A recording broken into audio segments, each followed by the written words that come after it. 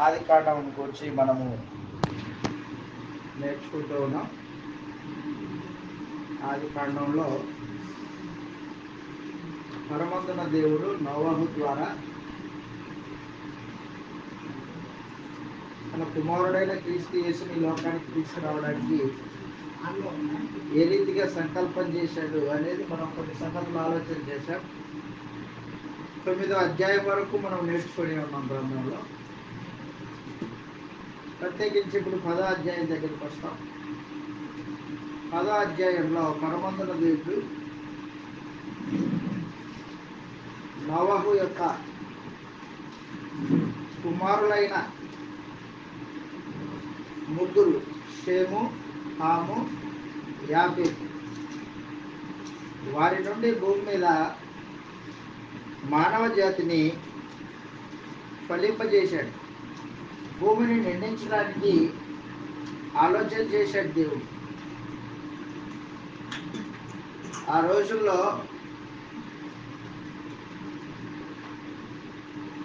భూమి మీద ఉన్న మనుషులందరూ ఒకే భాష కలిగి ఉన్నారు. ఒకే భాష, ఒకే స్థలంలోనే నిలిచి ఉన్నారు.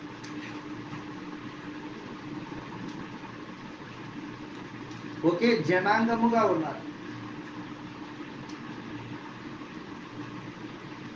దేవుడు షేముని ఏర్పాటు చేసుకున్నాడు. మనందరం చూసాం 9వ అధ్యాయం 25వ వచనంలో.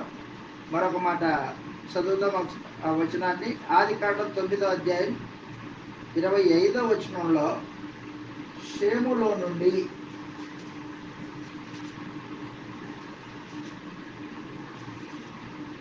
క్రీస్తు ప్రభు రావడానికి ఏర్పాట్లు చేశాడు దేవుడు.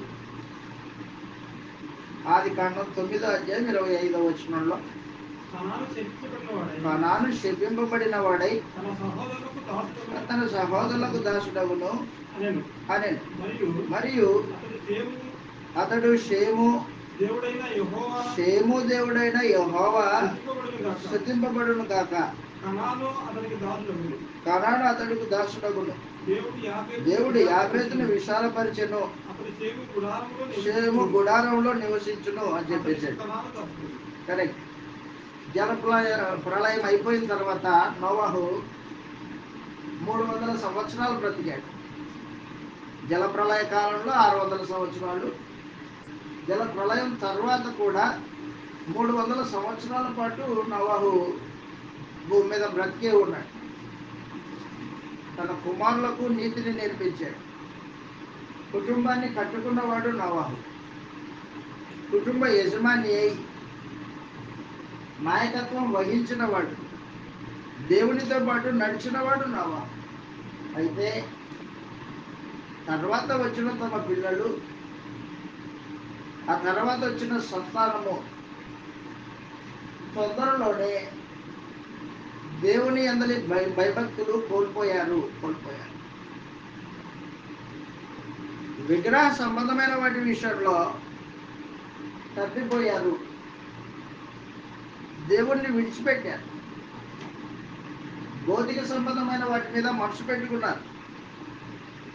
మనం చదువుతాం ఇలాగూ 10వ అధ్యాయము 21వ వచనంలో షేము యొక్క సంతానం గురించి మాట్లాడాడు. మరియు బాగా గుర్తుపెట్టుకోండి, ఏబేరు యొక్క కుమారులందరికీ పితరుడును పెద్దవాడైన యాఫెతు అదనమాట. ఒక సహోదరుడు అడిగాడు, యాఫెతు పెద్దవాడు అనేది నీకు ఎలా తెలుసు, షేము రెండోవాడు అనేది నీకు ఎలా తెలుసు? గ్రంథంలో రాయబడింది అదనమాట. చదువు అక్కడ అంటున్నాడు, పెద్దవాడైన యాఫెతు సహోదరుడు నాకు షేముకు కూడా సంతానం పుట్టెను.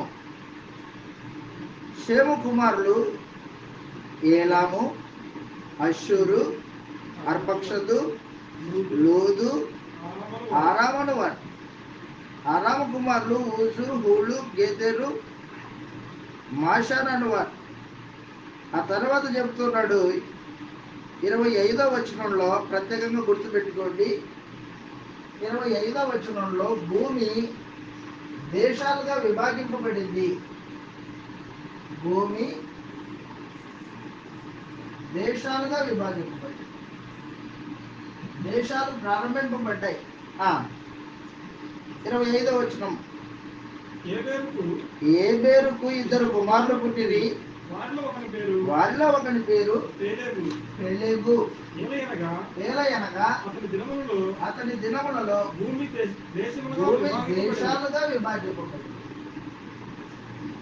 ఆదికాండం 10:25వ వచనంలో మాట్లాడు. భూమి దేశాలుగా విభజింపబడింది. ఆ తర్వాత మనుషులు ఏం చేశారంటే జలప్రలయాన్ని చూశారు కదా. జలప్రలయం చూసిన తర్వాత వారందరూ ఏకమై ఒక ఆలోచనకు వచ్చారు. మనమంతా ఎక్కడికి విస్తరించిపోకుండా ఉండడానికి ఒక ఎత్తైన గోపురాన్ని కడదాం. ఒకవేళ ఎంత దూరంలో వెళ్ళిపోయినా అదిగో ఆ గోపురాన్ని చూసి ఇక్కడ మనోళ్ళు ఉన్నారు, మన బంధువులు ఉన్నారు,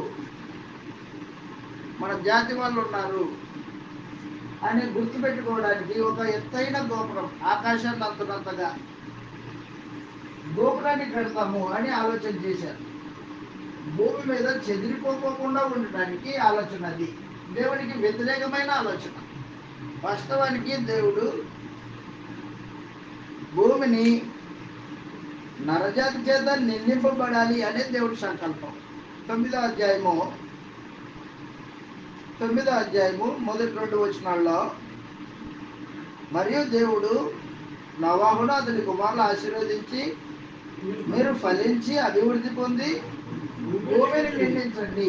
భూమిని నిండించడం అనేది దేవుని యొక్క సంకల్పం,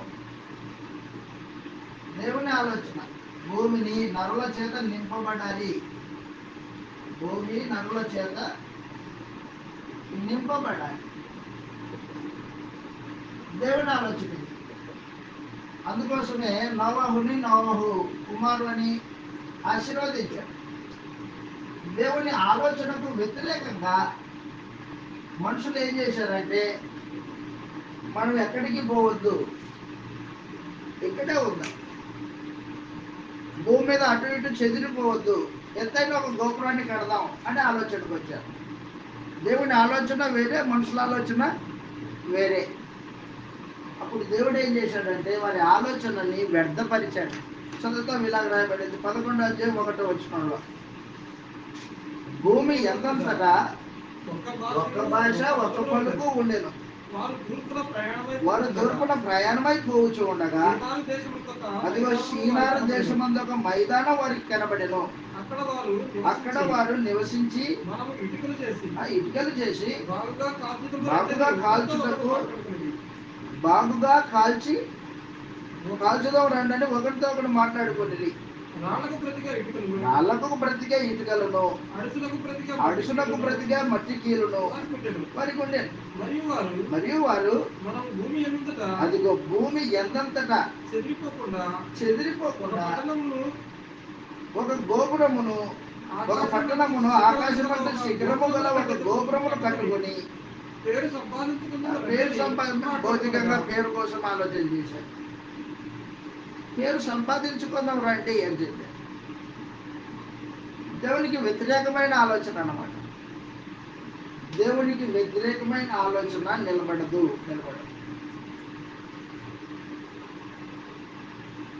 దేవుడు భూమిని నరుల చేత నింపబడాలి అనే దేవుని ఆలోచన.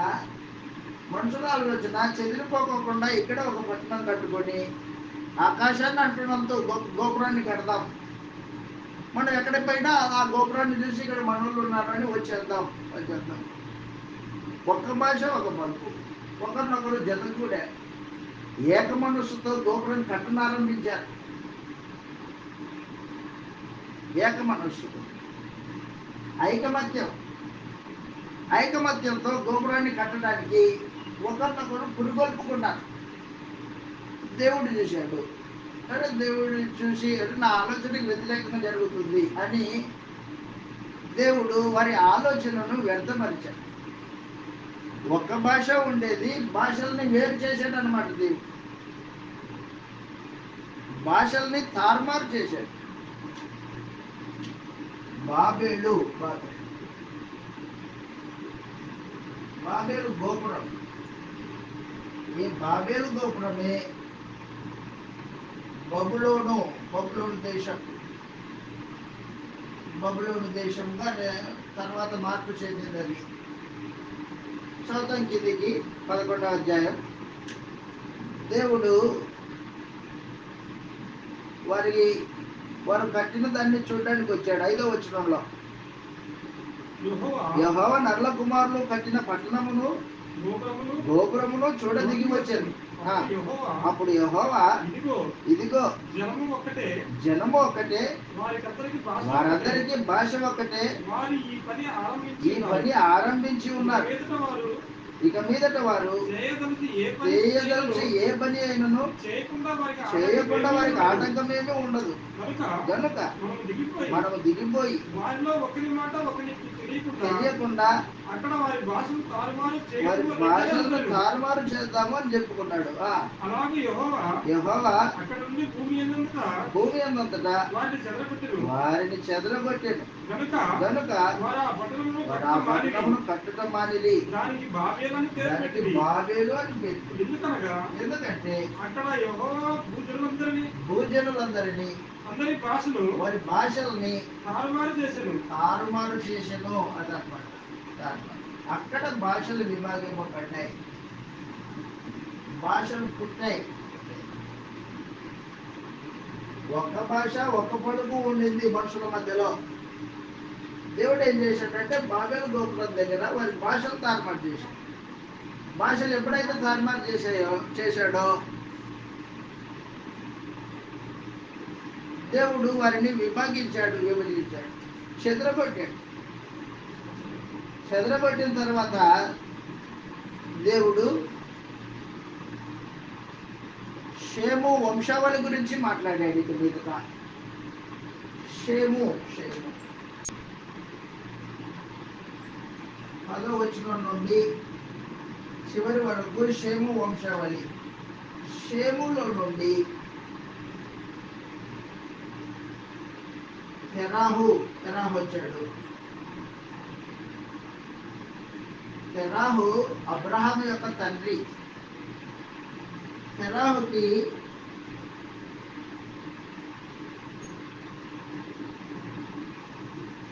కుమారులు పుట్టారు. వాళ్ళ పేర్లు చదువుతాం అక్కడ 11వ అధ్యాయము 27వ వచనం నుండి. తెరాహు వంశావళి ఇది. తెరాహు అబ్రహాము, నాహోరును, హారానును బాగా గుర్తుపెట్టుకోండి. తెరాహుకి 3 కుమారులు, అబ్రహాం, నాహోరు, హారాను. అప్పటికే తెరాహు వంశస్థులు విగ్రహారాధనకి దిగిపోయారు. విగ్రహారాధన వాతావరణం కలిగిన కుటుంబం ఇది. విగ్రహారాధన దేవుణ్ణి ఎరుగని కుటుంబం తెరాహు కుటుంబం. అబ్రహాము యొక్క పితరులు దేవుణ్ణి ఎరుగని వాళ్ళు. విగ్రహ సంబంధమైన వాతావరణంలో బ్రతుకుతున్నాడు అబ్రహాం.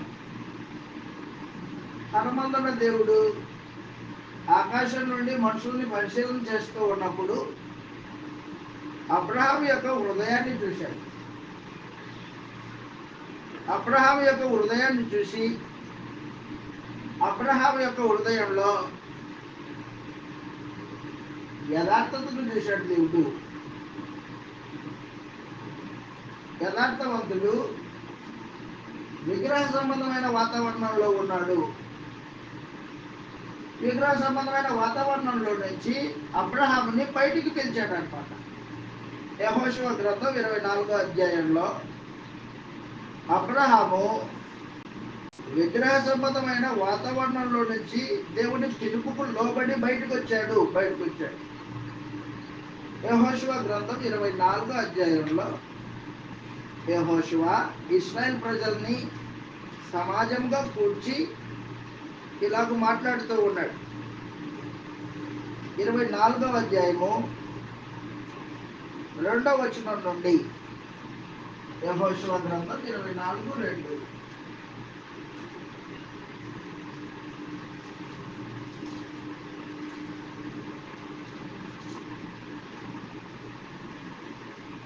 ఇరవై 24వ అధ్యాయం 2వ వచనంలో,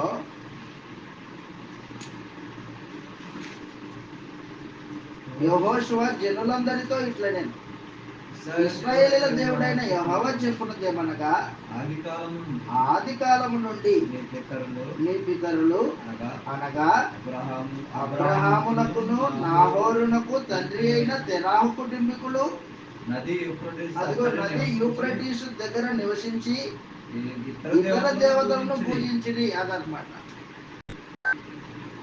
దేవుణ్ణి ఎరుగని పరిస్థితి తెరాహు కుటుంబం. అబ్రహాం యొక్క పితరులకి దేవుడు ఎవడో తెలియదు. ఇక్కడ సంబంధమైన వాతావరణం. అయితే దేవుడు అబ్రహాముని విగ్రహ సంబంధమైన వాతావరణంలో నుండి బయటికి రమ్మని పిలిచాడు.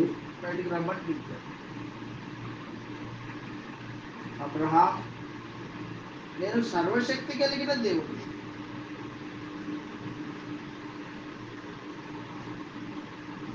నా మాట విని నీ బంధు జనాంగంలో నుండి, నీ తండ్రి ఇంటిలో నుండి, నీ స్వదేశంలో నుండి బయటికి రా. నేను నిన్ను గొప్ప జనాంగంగా చేస్తాను, నిన్ను ఆశీర్వదిస్తాను అని దేవుడు అబ్రహాముని సపరేట్ చేసుకున్నాడు, ప్రత్యేకపరుచుకున్నాడు. అబ్రహాము తనను పిలుస్తుంది సర్వశక్తి గల దేవుడు అని నమ్మాడు. దేవుణ్ణి చూడలేదు కానీ నమ్మాడు. దేవుని మాటకు లోబడ్డాడు. చూచి నమ్మితే విశ్వాసం కాదు, వాస్తవానికి అది. అబ్రహాము దేవుని మాటకు లోబడ్డాడు.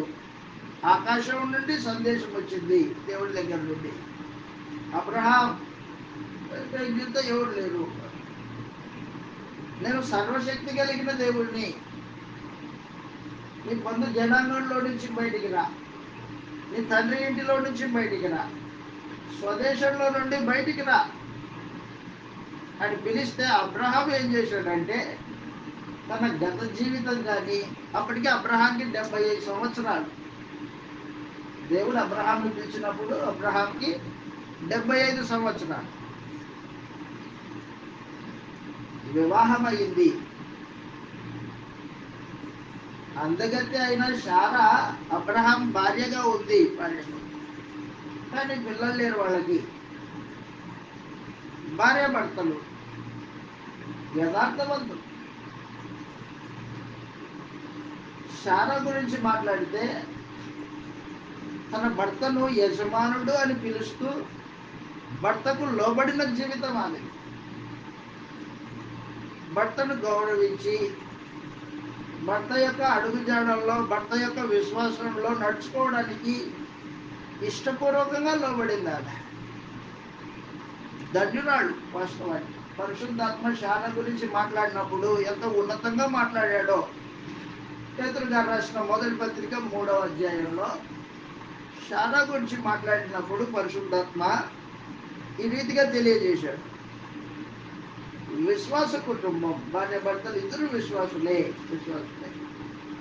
దేవుణ్ణి చూడకపోయినా దేవుని మాటకు విధేయుడైన భర్త అబ్రహాము, అదే విధేయత కలిగిన శారా భార్య, అబ్రహాం భార్య. 3వ అధ్యాయము 2వ వచనం నుంచి చదువుతాం. పేతురు గారు రాసిన మొదటి పత్రిక 3వ అధ్యాయము 2వ వచనం నుండి,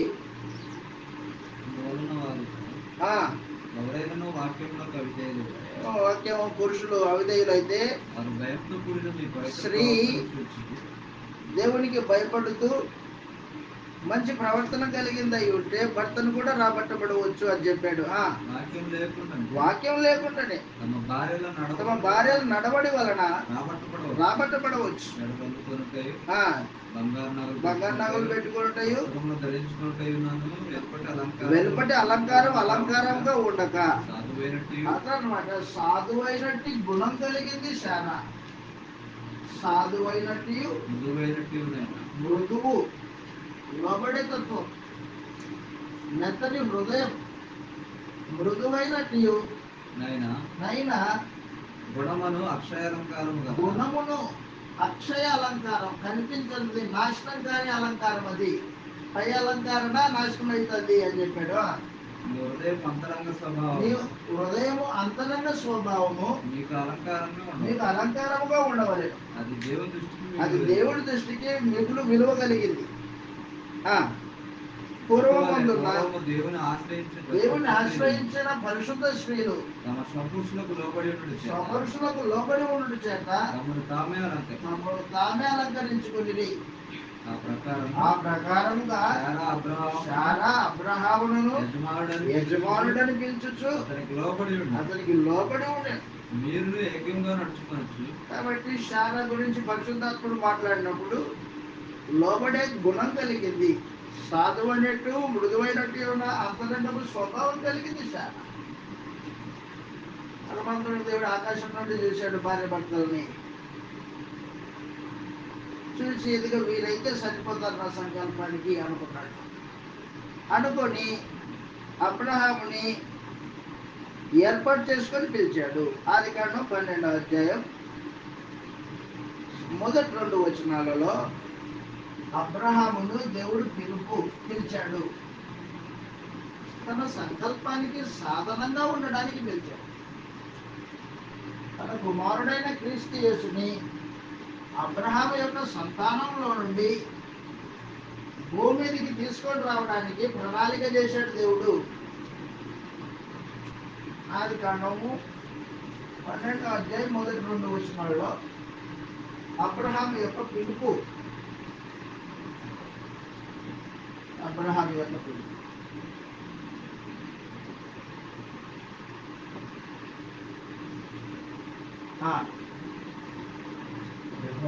యెహోవా నువ్వు లేచి నీ దేశము నుండి నీ బంధువుల యొద్ద నుండి నీ తండ్రి ఇంటి నుండి బయలుదేరి నేను నీకు చూపించబోవు దేశమునకు వెళ్ళుము అని చెప్పేశాడు. దేశాన్ని చూపించిన దేవుడు పిలిచాడు. ఎక్కడికి వెళ్ళాలో తెలియదు. పిలుపుకు లోబడిన వాడై బయలుదేరాడు. బయలుదేరితే వెనకాలే శారా తల్లి ఎవండి ఎక్కడికి వెళ్తున్నావు అని అడగలేదు ఆమె. దాని సర్దుకుంటుంటే చూసింది. ఆమె కూడా వెనకబడింది. అంతే, నేను వెంటొస్తా. ఇద్దరు జత కట్టే వచ్చారు. ఆ రోజున అబ్రహాము విశ్వాసం కలిగిన వాడై దేవుని పిలుపుకు లోపడ్డాడు.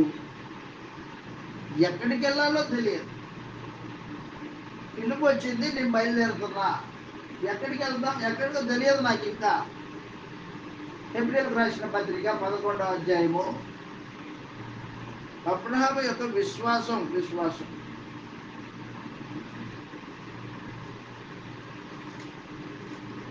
దేవుడి యందు విశ్వాసం ఏం చేస్తుందంటే దేవుని మీద ఆధారపడుతుంది. ఎక్కడికి వెళ్ళాలో తెలియదు, ఆయన పిలిచాడు, నేను వెళ్తున్నా, అంతే. హెబ్రీయులకు రాసిన పత్రిక 11వ అధ్యాయము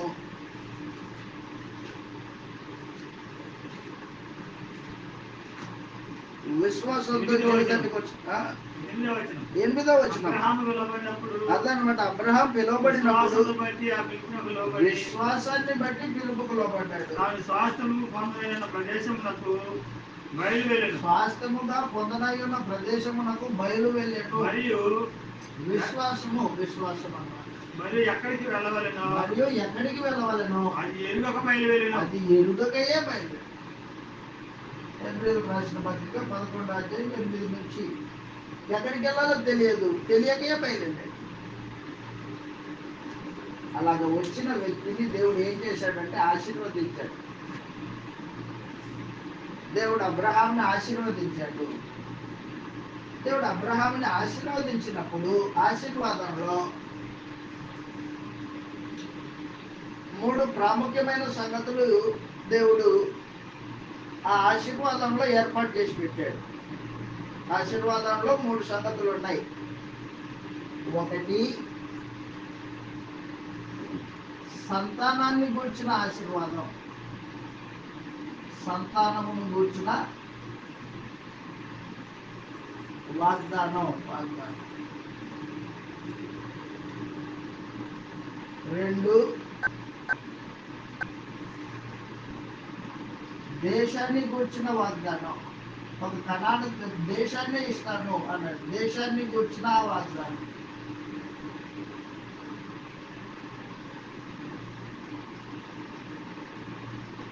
3,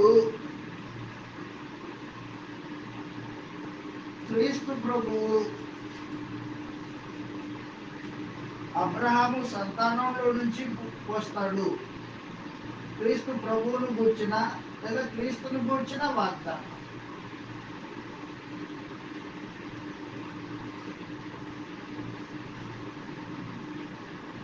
క్రీస్తును గూర్చిన వాగ్దానం.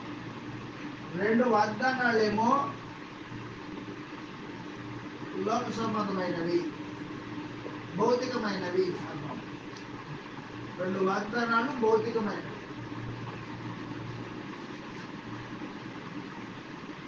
ఒకటేమో ఆత్మ సంబంధమైనది.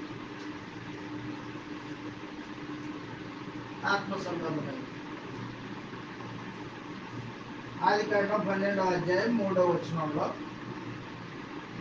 ఈ వాగ్దానాలు మనం చదువుతాం. ఇప్పుడు ఆదికాండం 12వ అధ్యాయం 3వ వచనంలో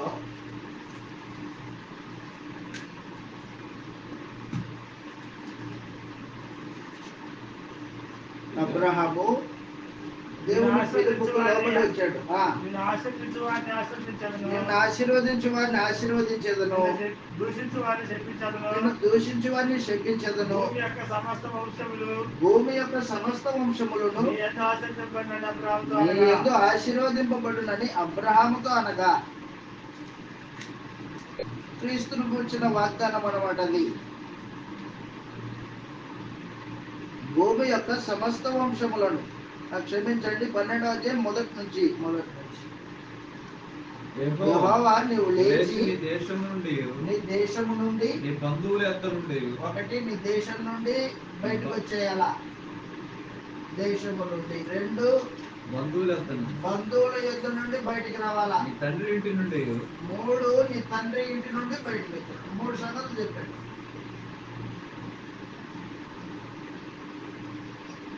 అబ్రహాం, నువ్వు 3 సంగతుల్ని త్యాగం చేయాలా అన్నాడు. ఏంటి త్యాగం చేసేది? 1, నీ దేశాన్ని విడిచిపెట్టు. 2, నీ బంధువులను విడిచిపెట్టు. 3, నీ తండ్రి ఇంటిని కూడా విడిచిపెట్టు. దేవుడు ఇచ్చే వాగ్దానాలు పొందాలంటే నువ్వు ఏదో ఒకటి త్యాగం చేయాలా.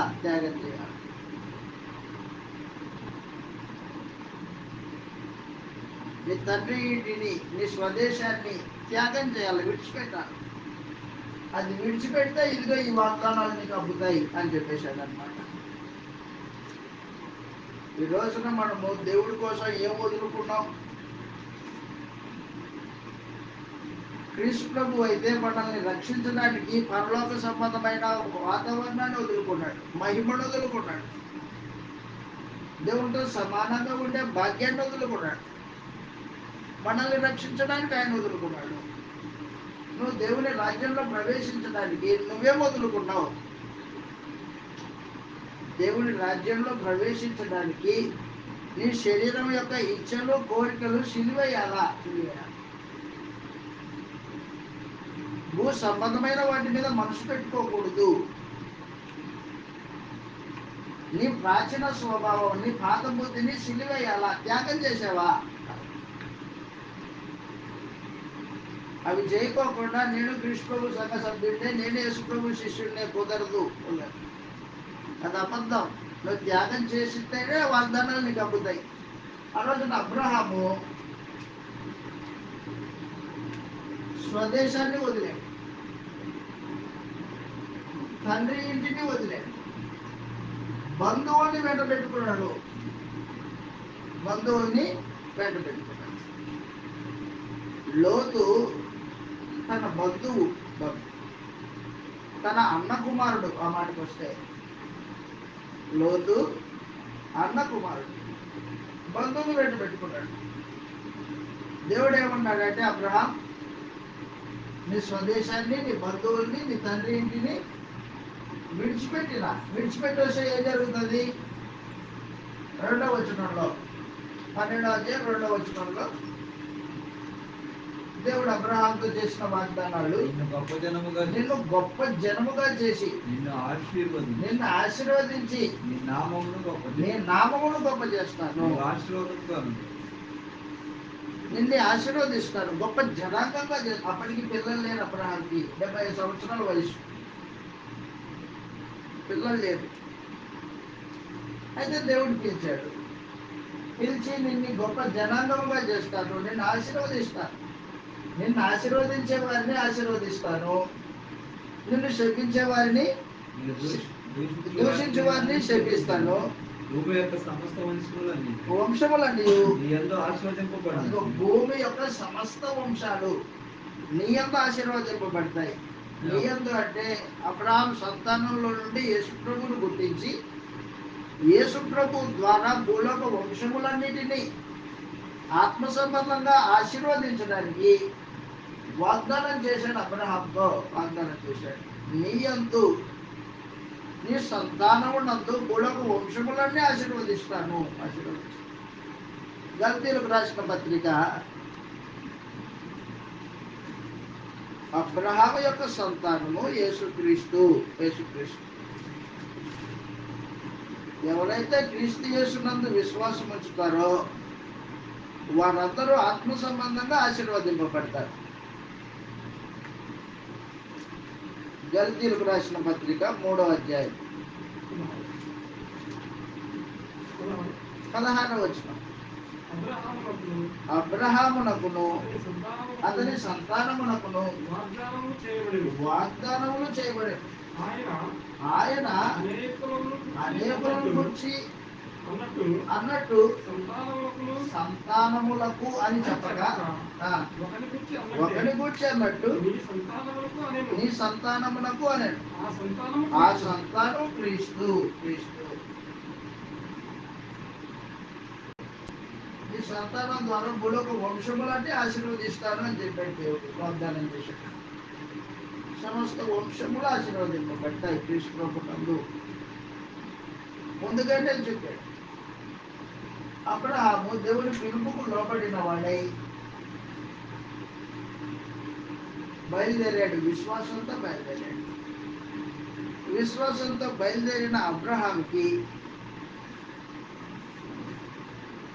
దేవుడు ఇదిగో బంధువుని వెంట పెట్టుకొని వచ్చాడు కదా. బంధువు అబ్రహాము వెంట ఉన్నంత కాలము దేవుడు ప్రత్యక్షం కాలేక మరలా ప్రత్యక్షం కాల. ఎప్పుడైతే లోతు అబ్రహాము నుండి వేరైపోయాడో అప్పుడు దేవుడు మరలా ప్రత్యక్షమై అబ్రహాముని ఆశీర్వదిస్తున్నాడు. కండిషన్ పూర్తిగా అప్లై చేయలేదు అబ్రహాం. దేవుడు కండిషన్ పెట్టండి, ద్వేషాన్ని, నీ దేశాన్ని, నీ బంధువుని, తండ్రి రెండింటిని వదిలేశాడు, త్యాగం చేశాడు, బంధువుని వెంట పెట్టుకున్నాడు. లోతు వెంట వస్తున్నాడు.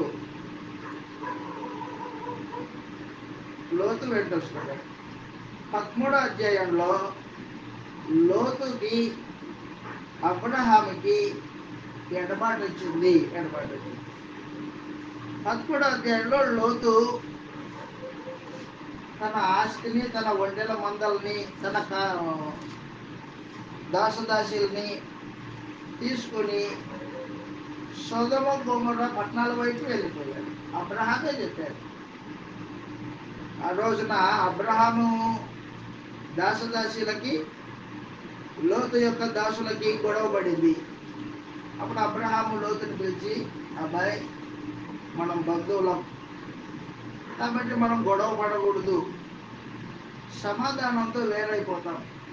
నువ్వు తూర్పునకు వెళ్ళాలనుకుంటే తూర్పునకు వెళ్ళు, నేను పడమరకి వెళ్తా. నువ్వు పడమరకి వెళ్తే నేను తూర్పుకి వెళ్తా, దిక్కులు మార్చుకుందాం, మనం వేరైపోతాం అని చెప్పాడు. అబ్రహాము నీతిమంతుడు, లోతు కూడా నీతిమంతుడే.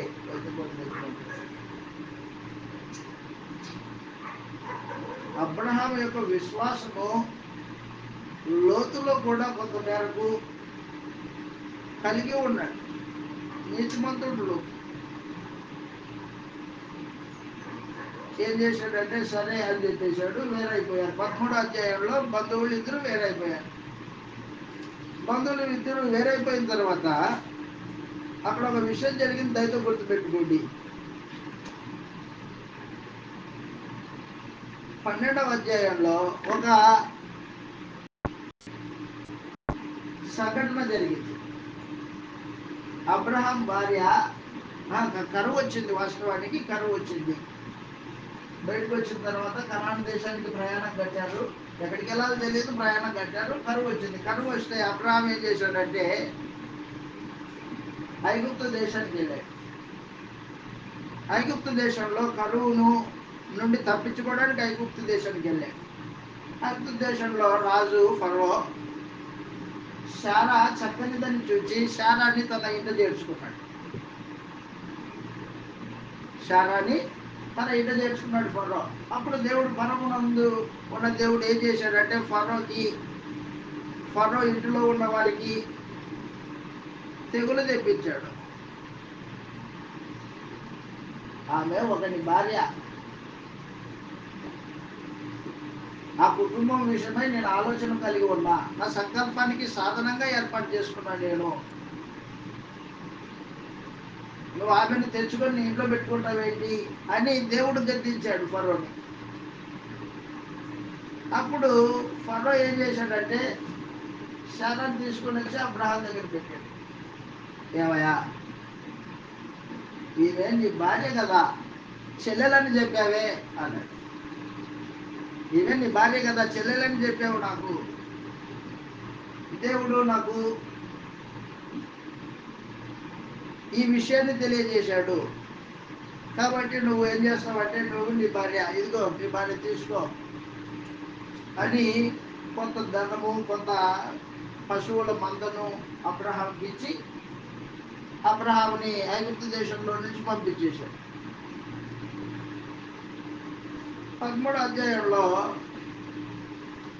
లోతు అబ్రహాము ఇద్దరు వేరైపోయారు. 14వ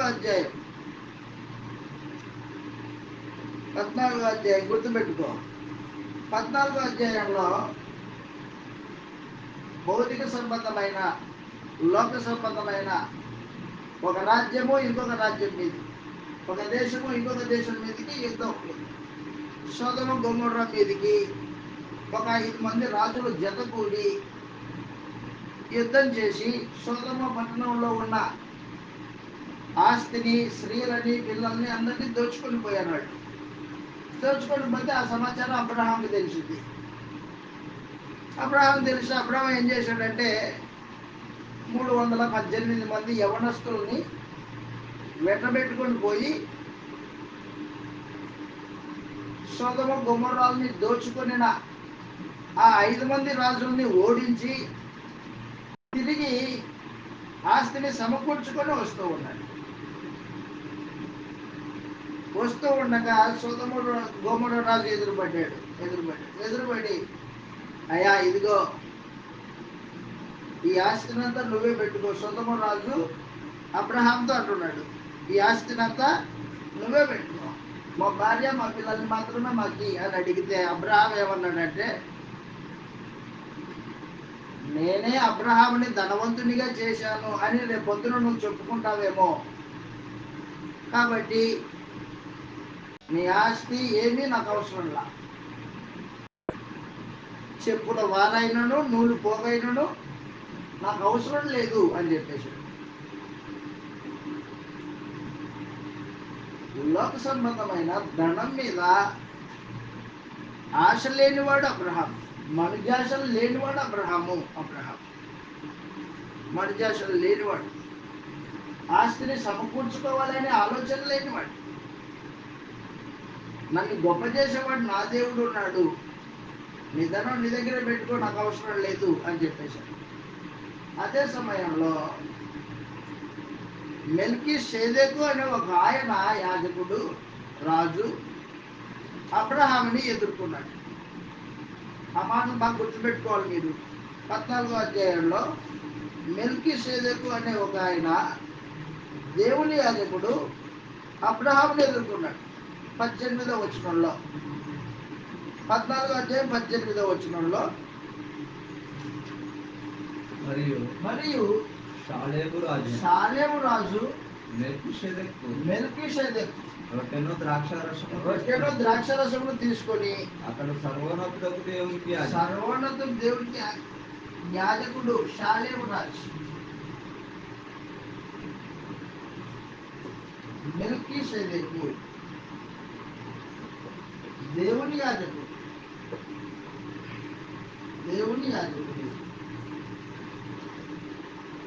ఎదురుపడ్డాడు. అబ్రహాం ఏం చేశాడంటే తాను కొల్లగొట్టిన సొమ్ములో 10వ భాగము మెల్కీషెదెకుకి ఇచ్చాడు. మెల్కీషెదెకు అబ్రహాముని ఆశీర్వదించాడు. ఈ మెల్కీషెదెకు దేవుని యాజకుడు, యాజకత్వం చేసేవాడు. అలాగనే రాజు కూడా షాలేము అనే ప్రాంతానికి రాజు. అంటే షాలేము అనేది ఒక ప్రాంతం పేరు కాదు, అది పేరు. నీతికి రాజు అని చెప్పడానికి ఆ మాట. షాలేము అంటే నీతికి రాజు, షాలేము రాజు నీతికి రాజు, దేవుని యాజకుడు. మెల్కీషెదెకు ద్వారా అబ్రహాము ఆశీర్వదింపబడ్డాడు. 10వ భాగం ఇచ్చాడు. కొల్లగొట్టిన దాంట్లో 10వ భాగం ఇచ్చాడు అన్నమాట. యాజకుడికి 10వ భాగం.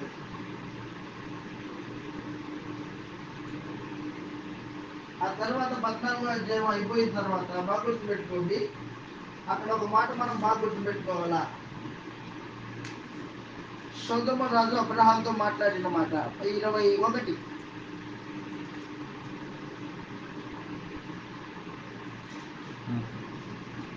21వ వచనంలో సొదొమ రాజు మనుషులను నాకు ఇచ్చి ఆస్తి నువ్వే తీసుకోనమని అబ్రహాముతో చెప్పగా అబ్రహాము నేనే అబ్రహామును ధనవంతుడు చేసినని నీవు చెప్పకుండానట్లు ఒక నూలు పోగైనను చెప్పుల వారైనను నీ వాటిలో ఏదైనా తీసుకొనని ఆకాశమునకు భూమికి సృష్టికర్తయును సర్వోన్నతుడును దేవుడునైన యెహోవా ఎదుట నా చెయ్యి ఎత్తి ప్రమాణం చేస్తున్నాను, నాకు అవసరం లేదు నీది అని చెప్పేసాడు అబ్రహాం. చెప్పుల వారైనను నూలు పోగైనా నాకు అవసరం లేదు. ఆశీర్వదించేవాడు నా దేవుడు, నాకు దయచేస్తాడు సమస్తాన్ని. దేవుడి అందరి విశ్వాసం.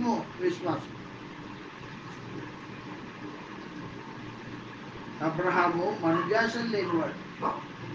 నేడు క్రీస్తు యేసునందు మనము కూడా మనుజాశలు లేని వారిపై ఉండాలి. వాస్తవానికి పేతురు గారు రాసిన మొదటి పత్రికలో మనుజాశలు లేని వారై అన్నాడు. పేతురు గారు రాసిన మొదటి పత్రిక 4వ అధ్యాయం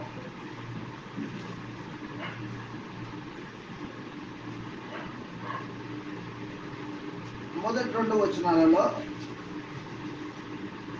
క్రీస్తు శరీరమందు శ్రమపడిన కనుక మీరును అట్టి మనస్సును ఆయుధంగా ధరించుకొనుడి. శరీర విషయంలో శ్రమపడిన వాడు, పేతురు గారు రాసిన మొదటి పత్రిక 4వ అధ్యాయం మొదటి 2 వచనాల్లో, శరీర విషయంలో శ్రమపడిన వాడు శరీరమందు జీవించు మిగిలిన కాలము ఇక మీదట మనుజాసలను అనుసరించి నడుచుకొనక అన్నాడు. మనుషునికి ఆశలు ఉంటాయి, మనుజాసలు. అబ్రహాముకి మనుజాసలు లేవు.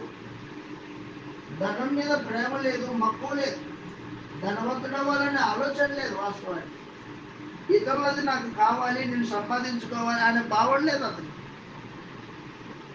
దేవుడు అనుగ్రహిస్తాడు, నేను తీసుకుంటాను అంతే. ఆయన ఇస్తే తీసుకుంటా, ఎవరో ఇస్తే తీసుకోను నేను అని చెప్పేశాడు అన్నమాట. మనుజాసలు లేనివాడు. సొదొమ గొమొర్రా మీద యుద్ధం చేసి దాన్ని దోచుకొని పోయిన రాజుల్ని గెలవడానికి దేవుడు సహాయం చేశాడు. అబ్రహాంకి దేవుడు సహాయం చేశాడు. బంధువులు వేరైపోయారు కదా, దైవ సహాయం వచ్చింది అబ్రహాంకి. 15వ అధ్యాయం ప్రారంభంలో దేవుడు ప్రత్యక్షమయ్యాడు అబ్రహాం. చదువుతాం 15వ అధ్యాయం. 15వ అధ్యాయంలో అబ్రహాము దేవుణ్ణి సూచన అడిగాడు.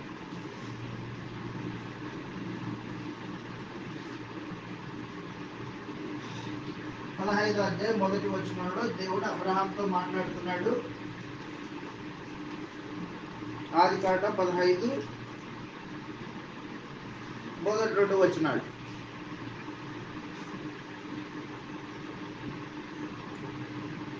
ఇది జరిగిన తర్వాత యెహోవా వాక్యము అబ్రహాముకు దర్శనమందు వచ్చి అబ్రహామా భయపడకుము, నేను నీకు కేడెం, నీ బహుమానం అత్యధికమగునని చెప్పాను. అప్పుడు అబ్రహాం ఏమంటున్నాడంటే, యెహోవా నాకు ఏమి ఇచ్చినా ఏమి సంతానం లేకుండా పోతున్నానే.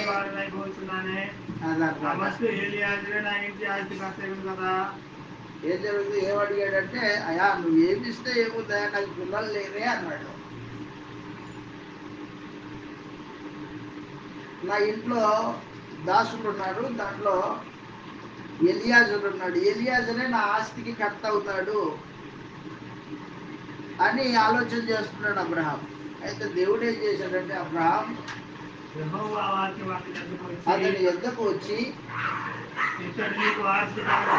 ఎలియాజరు నీకు వారసుడు కాడు, నీ గర్భవాసమున పుట్టినవాడు నీకు వారసుడు అవుతాడు. నీ గర్భవాసమున మరియు ఆయన వెలుపలికి అతను తీసుకొని వచ్చి ఆకాశం వైపునకు తేరి చూపి, లెక్కించుటకు అదిగో నక్షత్రాన్ని లెక్కించు, నీ చేతులైతే లెక్కించమని చెప్పి సంతానం అలాగవునని చెప్పేశాడు. అతను యెహోవాను నమ్మాడు. ఆయన అతనికి నీతిగా ఇచ్చాడు. కాబట్టి దేవుని మాట యందలి విశ్వాసము ఒకడు నీతిమంతుడిగా ఎంచబడతాడు. విశ్వాసం లేకుండా నీతిమంతుడు కాలేదు ఎవరు. రోజున అబ్రహాం ఏం చేశాడంటే, దేవుడిని నమ్మాడు. ఇదిగో అబ్రహాం, ఆకాశం నక్షత్రాలు కనిపిస్తున్నాయి కదా, ఎంచు, నీ చేతన అవుతుందా? నా చేత కాదండి, అలా చేస్తా నీ సంతానాన్ని అన్నాడు.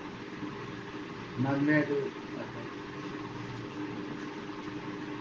నమ్మిన తర్వాత ఇది జరుగుతుందని నేను ఎలాగా రూఢీపరచుకోవాలి అని అబ్రహాము దేవుడిని అడిగాడు.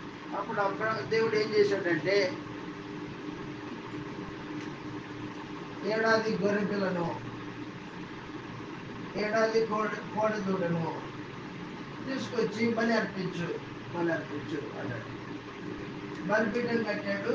బలిపీఠం కట్టి కోడెదూడను 2 భాగాలుగా చేసి దాన్ని ఏ దాని భాగం దానికి ఎదురుగా పెట్టేశాడు. అలాగనే మేకపిల్ల, అలాగనే పక్షుని ఖండించలేదు కానీ అలాగ పెట్టాడు అన్నమాట. అలాగ పెట్టి ఎదురు చూస్తున్నాడు. ఆకాశం నుండి అగ్ని దిగొచ్చి ఆ అర్పణను స్వీకరించాలి. ఎదురు చూస్తున్నాడు.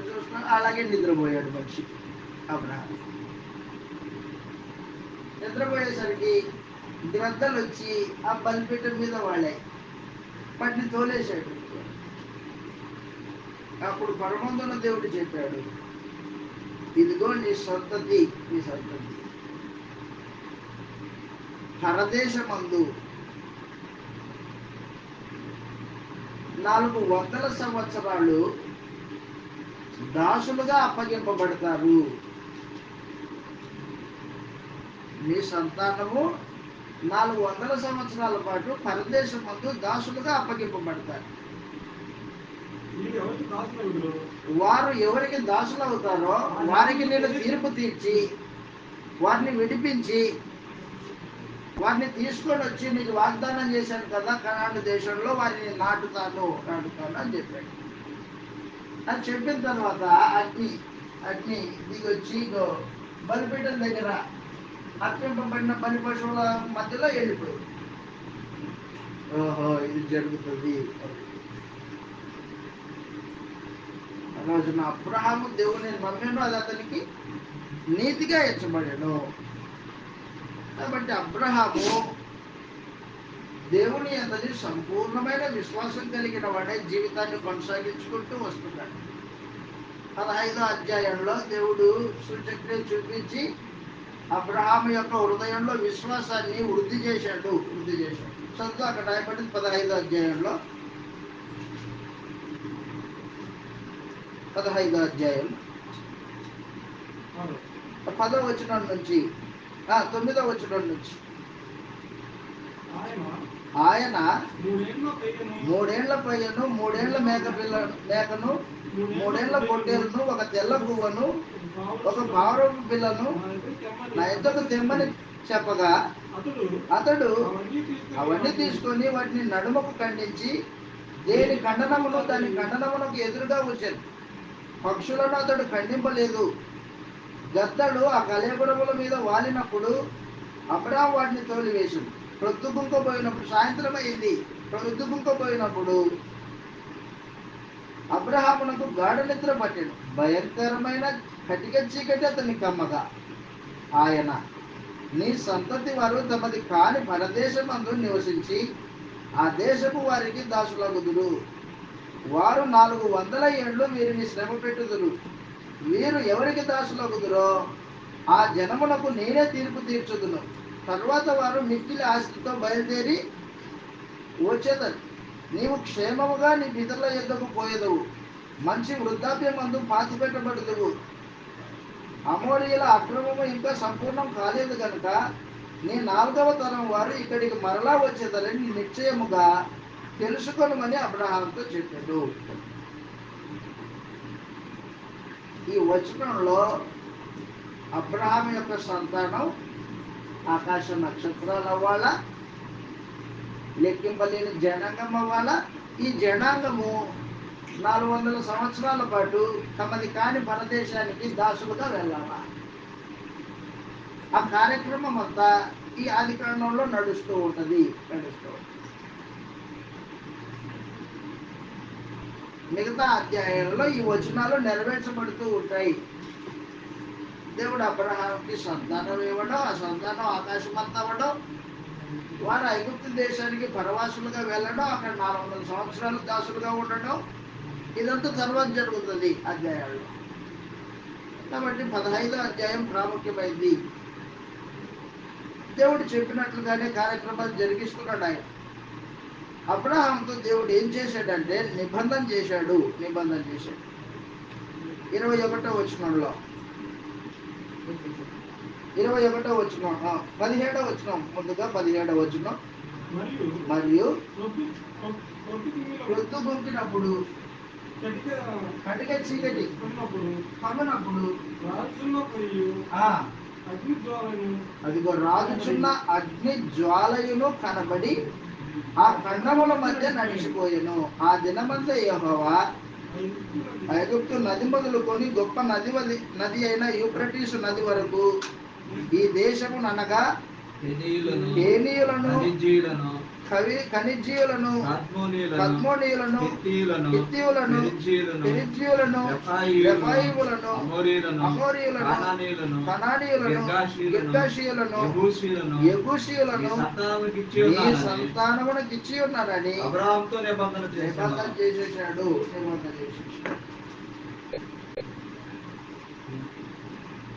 16వ అధ్యాయానికి వచ్చారు. ఇప్పుడు 16వ అధ్యాయంలో శారా తల్లి అబ్రహాముని తన ఆలోచన ప్రకారంగా నడిపించాలని కంకణం కట్టుకుంది. స్త్రీ నడిపింపు శాపానికి అది మేలు కాదు. కానీ శారా తల్లి ఒక తప్పిదం చేసింది 16వ అధ్యాయంలో. ఇదిగో మనకు పిల్లలు లేరు కదా, నేను గొడ్రాలిని, కాబట్టి నువ్వేం చేస్తావంటే నా దాసి అయిన హాగరుతో వెళ్ళు, ఆమెను నీకు భార్యగా ఇస్తున్నాను, ఆమె వలన మనకు సంతానం కలుగునేమో అని ఆలోచన చెప్పింది. చెప్తే అబ్రహాం ఏం చేశాడంటే కొంచెం అక్కడ తన భార్య మాట విన్నాడు. దేవుడిని అడగలే,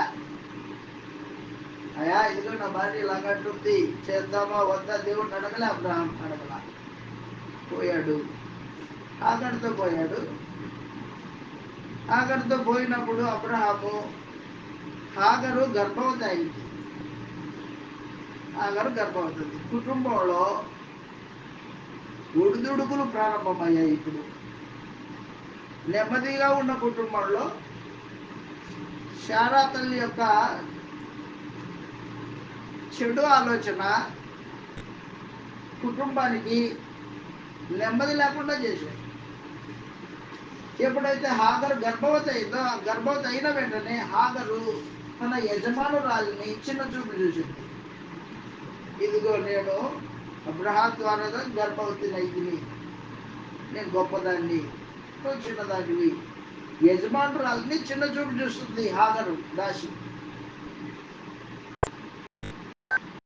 ఈయన తట్టుకోలేక, శారా తట్టుకోలేక, ఆమె ఎగతానికి ఓడ్చుకోలేక ఏం చేసిందంటే గర్భంతో ఉన్న హాగర్ని ఇంటిలో నుంచి శ్రమలు పెట్టింది, హింస పెట్టడం మొదలుపెట్టింది. గర్భవతిగా ఉన్న హాగర్కి హింస మొదలైంది. ఈ హాగరు తట్టుకోలేక ఏం చేసిందంటే అరణ్యానికి పారిపోయి, పారిపోతే దేవదూత ప్రత్యక్షమై, హాగరు ఎక్కడికి వెళ్తున్నావు, నా యజమానురాలు నన్ను హింస పెడుతుంది, నేను పారిపోతున్నా, పారిపోవద్దు, వెళ్ళి నీ యజమానురాలికి లోబడి ఉండు, వెళ్ళు అని చెప్పింది. చెబితే హాగరు ఎదురు మాట చెప్పుకోకుండా వచ్చి యజమానురాల దగ్గర దాసిగానే లోబడి ఉంటుంది. హాగరు కుమారుని కనింది. అతని పేరు ఇష్మాయేలు.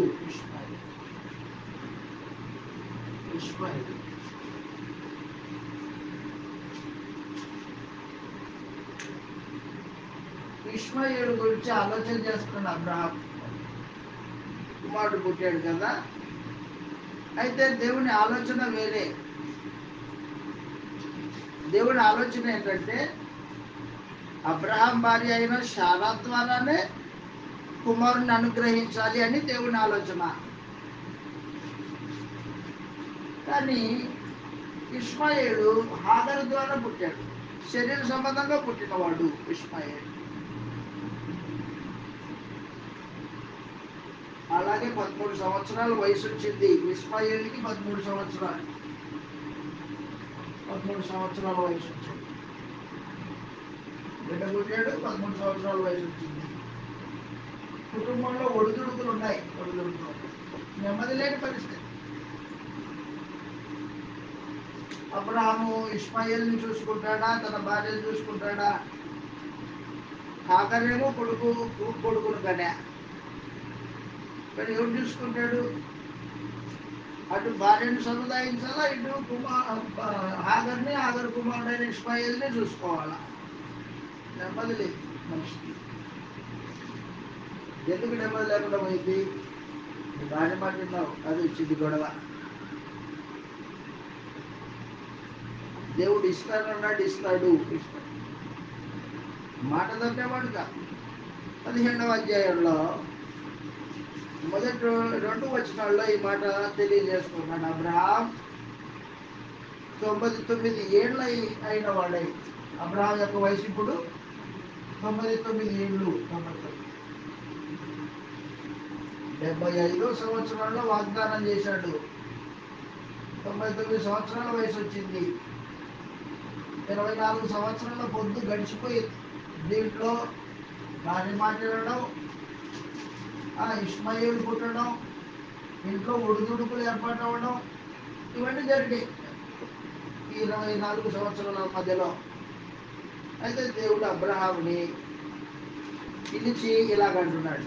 99 ఏళ్ల వాడైనప్పుడు యెహోవా అతనికి ప్రత్యక్షమై, నేను సర్వశక్తి గల దేవుడును, నా సన్నిధిలో నడుచుచు నిందారహితుడవై ఉండుము, నాకును నీకును మధ్య నా నిబంధనను నియమించి నిన్ను అత్యధికముగా అభివృద్ధి పొందించేదనని అతనితో చెప్పాను. నిబంధన చేస్తున్నాడు. ఇప్పుడు నిబంధన అబ్రహాముతో దేవుని నిబంధన. అబ్రహాముతో దేవుని నిబంధన 17వ అధ్యాయం. 17వ అధ్యాయంలో దేవుడు ఏం తెలియజేశాడంటే, నీ ఇంట పుట్టిన నీ సంతానం 8వ రోజున పుట్టిన బిడ్డ 8 రోజుల తర్వాత ఏం చేయించాలో సున్నతి చేయించాలి. సున్నతి పుట్టిన బిడ్డకు సున్నతి చేయించాలా. నిబంధనకు గుర్తుగా శరీరంలో సున్నతి అనే కార్యక్రమాన్ని ఏర్పాటు చేసి పెట్టాడు దేవుడు. సున్నతి కలిగిన వాళ్ళే నీ సంతానం అవుతారు. సున్నతి లేని వాళ్ళు నీ సంతానం కాదు అబ్రహాం అని దేవుడు అబ్రహాంతో నిబంధన చేశాడు. సున్నతి సంబంధమైన నిబంధన అనమాట. చదువు ఇలాగ రాయబడింది 8వ వచనంలో, నీకును నీ తర్వాత నీ సంతతికి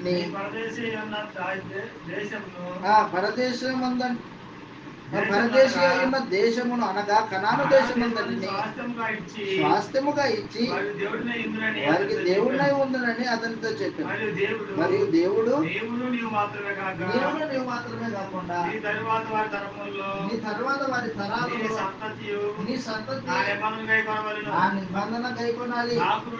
నాకును నీకును నీ తర్వాత నీ సంతతికి మధ్య నీవు గైకొనవలసిన నా నిబంధన ఏదనగా, మగవాడు మీలో ప్రతి మగవాడు సున్నతి పొందాలి. గోప్యాంగ చర్మమున సున్నతి పొందాలి. నాకును నీకు మధ్యలో నిబంధనకు సూచనగా ఉండును.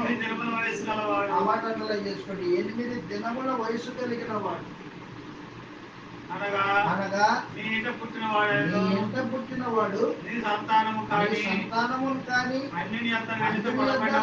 కొనబడిన వాడైనను మీ తరంలో ప్రతి మగవాడు సున్నతి పొందాలి. నీ ఇంట పుట్టినవాడు విడుగా కొనబడిన వాడు సున్నతి పొందాలి. అప్పుడు నా నిబంధన నీ శరీరమందు నిత్య నిబంధనగా ఉంది. చాలు. కాబట్టి 17వ అధ్యాయంలో దేవుడు ఏం చేశాడంటే, సున్నతి అనే నిబంధన చేశాడు. నీ సంతతిని నేను పుట్టిస్తాను, అబ్రహాం సంతానాన్ని వృద్ధి చేస్తాను, వారికి కనాను దేశాన్ని ఇస్తాను. కనాను దేశాన్ని ఇచ్చిన మాత్రమే కాకోకుండా వారితో నిబంధన చేసుకుంటా, నిత్య నిబంధన చేస్తాను. సున్నతి నిబంధనకు గుర్తుగా ఇచ్చాడు అనమాట. 8వ దినమున సున్నతి చేయబడితేనే నీకు కుమారుడు అవుతాడు. అప్పటికే ఇష్మాయేలుకి ఎన్ని సంవత్సరాలు వచ్చాయి? 13 సంవత్సరాలు వచ్చాయి అనమాట. ఇష్మాయేలు 13వ సంవత్సరంలో సున్నతి చేయబడ్డాడు. 8వ దినమున సున్నతి చేయబడితేనే సంతానం అనబడతాడు. అబ్రహాం వారసుడు అవుతాడు. 13 సంవత్సరాల తర్వాత చేయబడ్డాడు సున్నతి ఇష్మాయేలుకి. కాబట్టి దేవుడు ఇష్మాయేలు నీ సంతానం కాదు అని దేవుడు చెప్పేశాడు అబ్రహాంతో. దేవుడు చెప్పాడు. నిబంధన చేసినప్పుడే అబ్రహాంకి ఈ విషయం చెప్పాడు. అబ్రహాం, నీ సొంత భార్య శారా గర్భములో పుట్టినవాడే నీకు కుమారుడు అవుతాడు. హాగరు వలన పుట్టినవాడు నీ కుమారుడు కాడు. అబ్రహాము దేవుని అందరి విశ్వాసంతో 99 సంవత్సరాల వయసు వచ్చింది. సున్నతి కార్యక్రమం సున్నతి జరిగింది. ఆ రోజున 17వ అధ్యాయంలో మొత్తం సున్నతి కార్యక్రమం అది. టైం అయితే బ్రేక్ తీసుకుందాం, తర్వాత వచ్చి కూర్చుందాం. అయితే గుర్తుపెట్టుకోండి, మనం ఈ రోజున ఆదికాండాన్ని ముగించేస్తాం. ఇబ్బంది ఏం లేదు. బ్రేక్ తర్వాత వచ్చి సంగతులు ఆలోచన చేస్తాం.